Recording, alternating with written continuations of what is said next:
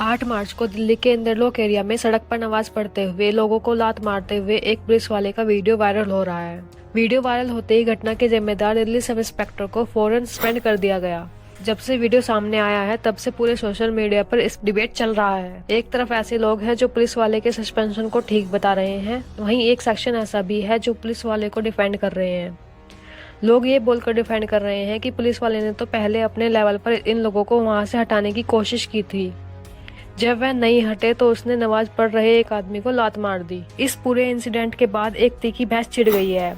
एक और लोग बोल रहे हैं कि माना पुलिस वालों को लोगों को यूं मारना जायज नहीं था, मगर क्या यूं बीच सड़क पर नमाज पढ़कर वहां आने वाले लोगों को परेशान करना जायज है। तो आज की वीडियो में हम कुछ इस सेंसिटिव और जरूरी टॉपिक पर बात करेंगे। साथ ही आपको ये भी बताएंगे कि सड़क पर नमाज पढ़ने के बाकी दुनिया में क्या नियम कानून है। पिछले कुछ सालों में खुले में नमाज पढ़ने से कई कंट्रोवर्सीज हुई हैं। 2018 में हरियाणा के गुरुग्राम में खुले में नमाज पढ़ने की वजह से कई दिनों तक विवाद चला था। विवाद से पहले कुल 108 जगह पर खुले में नमाज पढ़ी जाती थी, अब ये जगह कम होकर 20 हो गई है। यूपी में तो खुले में नमाज पढ़े जाने में सबसे ज्यादा सख्ती है। 8 मार्च को दिल्ली के इंदरलोक इलाके में भी कुछ ऐसा ही हुआ। कुछ लोग सड़क के किनारे नमाज पढ़ रहे थे, पुलिस वाले आते हैं, वो लोगों को हटाने को कहते हैं और इसी बीच एक पुलिस वाला किसी नमाजी पर लात मार देता है। खुले में नमाज पढ़ना सही है या नहीं, इस पर तो हम बाद में आएंगे। उससे पहले ये क्लियर कर दें कि जिस तरह सस्पेंड पुलिस वाले ने इसे हैंडल किया है ये बिल्कुल भी सही नहीं था। अब आते हैं दूसरी बात पर, क्या सड़क पर नमाज अदा करना चाहिए। जो लोग सड़क पर नमाज पढ़ने का आर्गुमेंट कर रहे हैं वो मुस्लिम कम्युनिटी कहते हैं कि जिस तादाद से मुस्लिम आबादी बढ़ी है उस हिसाब से मस्जिद नहीं बढ़ी है। जुम्मे में मस्जिद फुल हो जाती है, कई बार तो मस्जिद दूर होती है, और वो ऐसा हर रोज तो नहीं करते, हर जुम्मे को ही करते हैं। और वो जो लोग नमाज के विरोध करते हैं उनका कहना है कि बहानेबाजी है इनकी ये सब। कुछ लोग तो इंदरलोक वाली घटना पर भी कहते हैं कि जहां ये लोग सड़क पर नमाज पढ़ रहे हैं उसके बगल में ही मस्जिद थी। उस इलाके में 6 मस्जिद और हैं, ऐसे में ये लोग नमाज अदा क्यों कर रहे हैं। ये लोग आंकड़े गिनाते हुए कहते हैं कि देश में तकरीबन 6 लाख मस्जिदें हैं, मुसलमानों के 3 लाख प्रेयर हॉल्स हैं, और तो और भारतीय रेल और सेना के बाद देश में सबसे ज्यादा जमीन मुस्लिम वक्फ बोर्ड के पास है। अगर इन सब के बावजूद कोई ये कहता है कि मस्जिद में तो जगह ही नहीं है तो वो झूठ बोल रहा है। देखिए, ये तो थे दोनों साइड के आर्गुमेंट। हम आते हैं अपने पॉइंट ऑफ व्यू पर। हम ये नहीं बोल रहे कि पुलिस वाले ने वहाँ पर जो किया वो सही था, लेकिन ये भी सही नहीं है कि आप पब्लिक प्लेस और उसमें भी प्रेयर के लिए सड़क पर नहीं बैठ सकते। और ऐसा हम नहीं कह रहे। सबसे ताकतवर मुस्लिम देश सऊदी अरब में 2017 में 2 लोगों की मौत के बाद सड़क किनारे गाड़ी लगाकर नमाज पढ़ने पर 500 दिरहम का जुर्माना दिया। ऑर्गेनाइजर की एक रिपोर्ट कहती है कि दुनिया के 27 मुस्लिम देशों में यूं सड़क पर नमाज पढ़ने पर रोक है। फ्रांस में भी 2011 में सड़क किनारे नमाज पढ़ने या कोई भी धार्मिक प्रार्थना करने पर रोक लगा दी गई थी। पिछले साल इटली में भी इस तरह के कानून लाने की पहल की गई थी।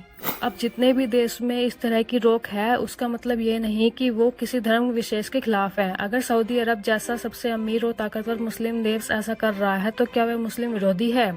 ऐसा करने के पीछे हर देश की यही सोच होती है कि अगर लोग सड़क पर प्रार्थना करने लगेंगे तो एक्सीडेंट हो सकते हैं, ट्रैफिक प्रभावित होगा, और एक बार आपने ऐसी परमिशन दे दी तो फिर लोग कहीं भी ऐसा करने लगेंगे।